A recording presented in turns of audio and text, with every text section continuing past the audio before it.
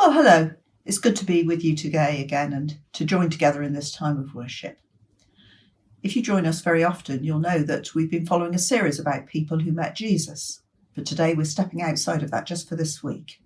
And you might be able to work out for yourselves why that might be. We're going to explore a reading from the Old Testament, which was written about 800 years before Jesus was even born, from the book of Isaiah.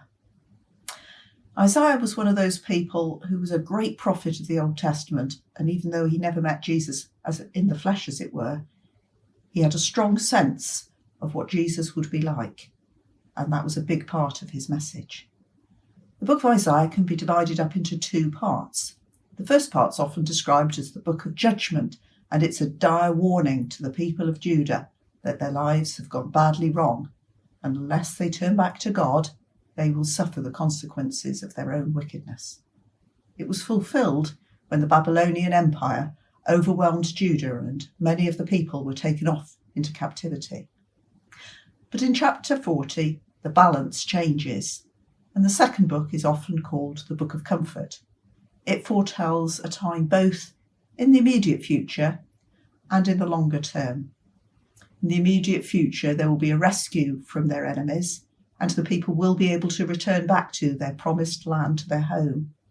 And of course, in the longer term, there will be a rescue from the powers of darkness and sin that was fulfilled in Jesus.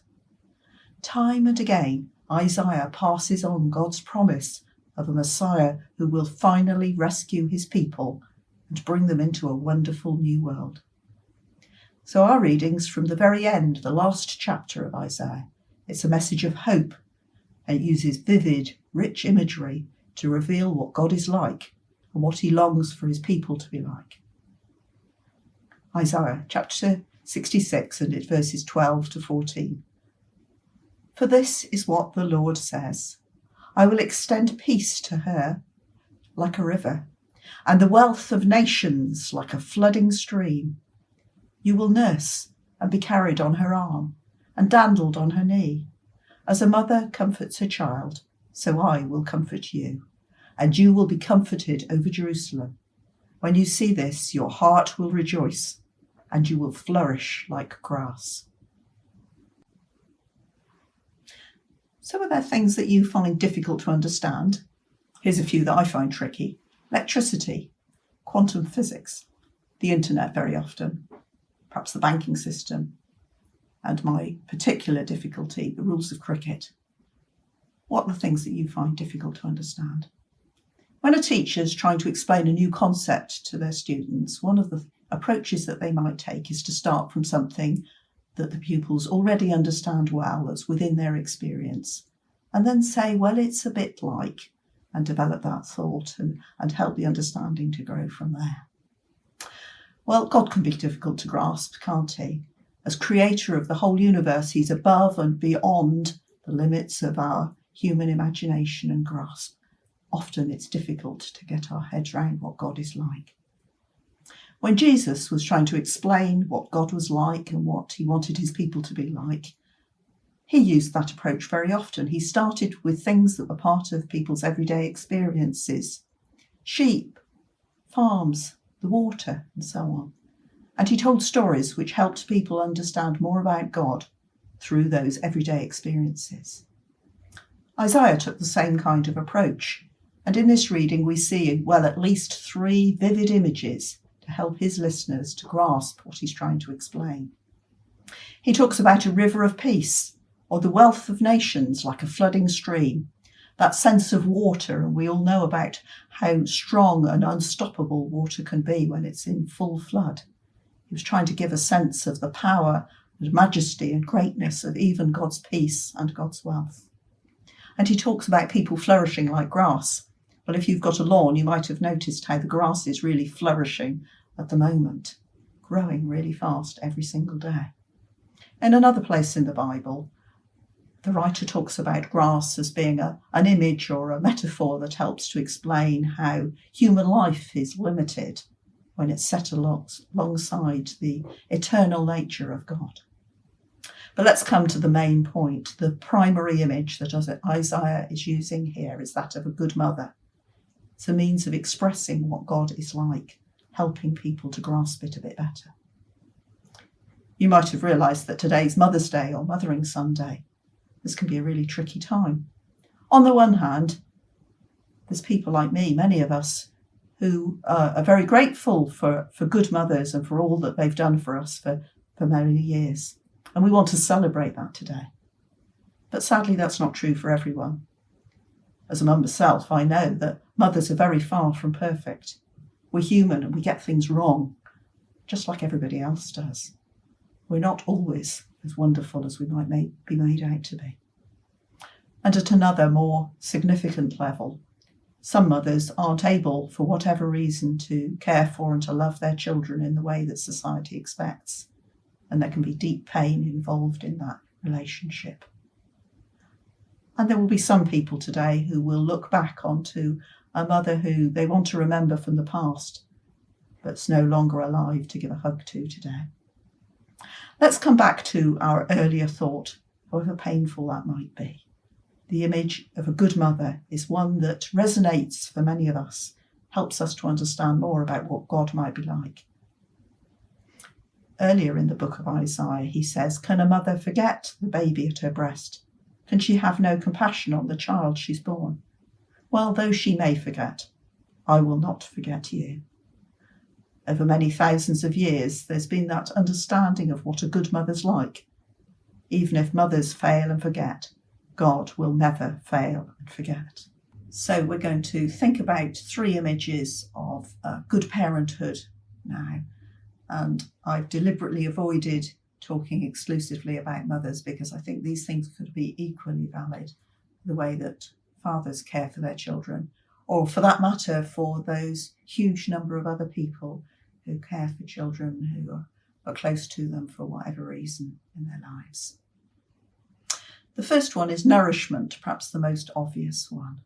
Babies need feeding, don't they? And if they don't get milk when they're looking for it, they're going to make sure that everybody around them is well aware of the fact that they're hungry.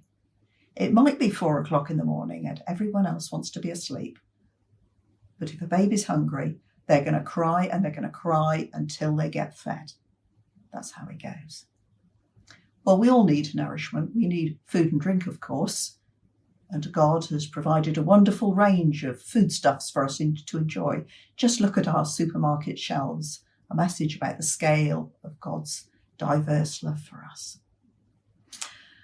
And we're rightly horrified when we notice or when we remember that some people are hungry or starving and are not well physically fed. God's designed a world where there's more than enough food for everyone.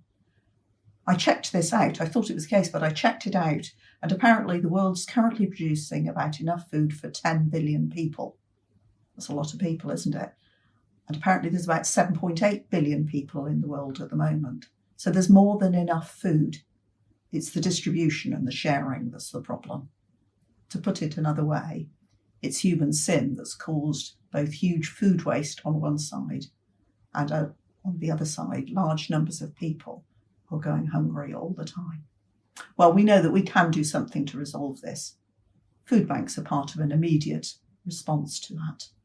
And there are very many development charities who are working hard to build societies and structures where everyone has enough to eat, is able to provide their own foodstuffs, able to grow and develop and work in the right ways. Perhaps during Lent, we could do something to support some of those charities, to give them an extra helping hand in building up that situation. But of course, nourishment is about more than just breakfast, dinner and tea. It's also about food for our soul. All of us look for a sense of meaning and purpose, wholeness in our lives, and we look for it in a variety of things. Jesus offers us the bread of life, something worthwhile and enduring. Perhaps we notice this most of all when it goes missing for a time, for one reason or another. Lots of us are perhaps missing the opportunity to be spiritually fed together on a Sunday morning, as we're used to doing. But we know as well that God isn't limited to a Sunday morning, and that even if the method needs to be different at the moment, God continues to offer us spiritual food when we come to him in prayer, when we open ourselves up to him being close to us and leading and guiding us and giving us that sense of fulfillment and purpose that we so much need. So nourishment is one thing. The next point is that a good parent supports their child. I've got a lovely photo of Mark. He's got one daughter, it's Sarah, I think, in a backpack on his back. She's about 12 months old at the time. But as well as that, he's got another daughter, Holly, who's the oldest. She's perhaps about 4 years old at the time, sitting on his shoulders. He's well and truly loaded down. Well, he's lucky that he doesn't have to carry any of them anymore now.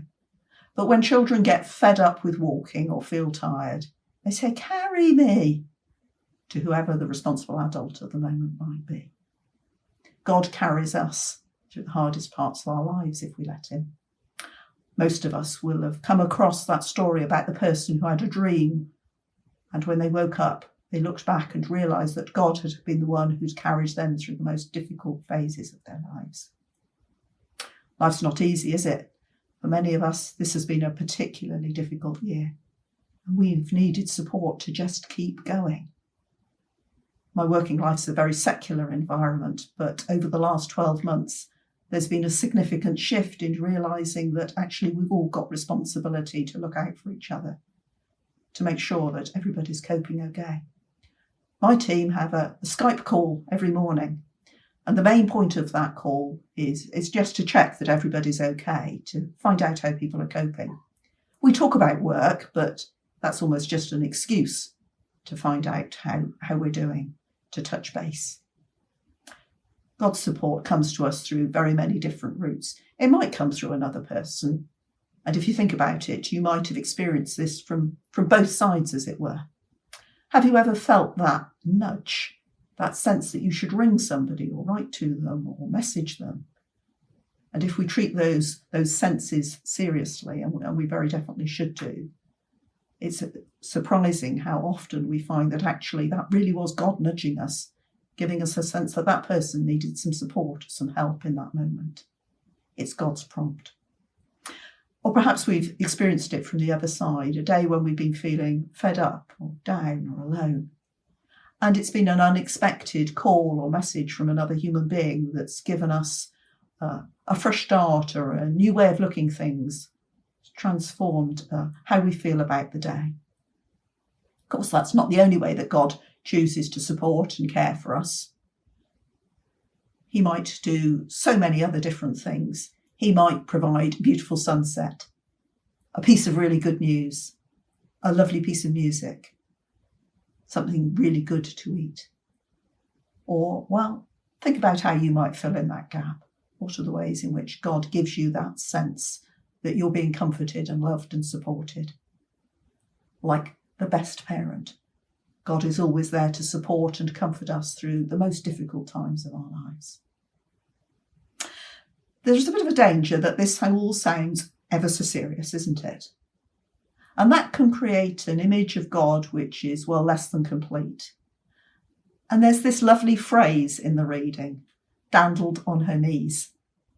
Dandling's not a word that I use very often, so I checked out what it meant in the dictionary. And apparently it means to move a young child up and down on our knee in a playful or affectionate way. It means to have fun. Good parenting isn't just about the serious stuff. It is about that, but it's about more than that.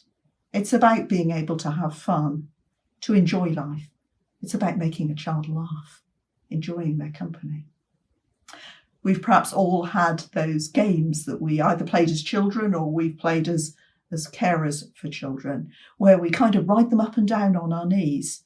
It involves a lot of bouncing up and down usually, and at the end there's nearly always that pretend falling to the ground, only to be caught at the last minute. That's what dandling is all about. Those things are a really important part of a child's development. They build up a sense of being loved and being cared for and being part of a family. In the immensity of his love for us, God provides us with the means to have fun and to enjoy life. He wants us to have life and to have it to the full, as it says in John chapter 10.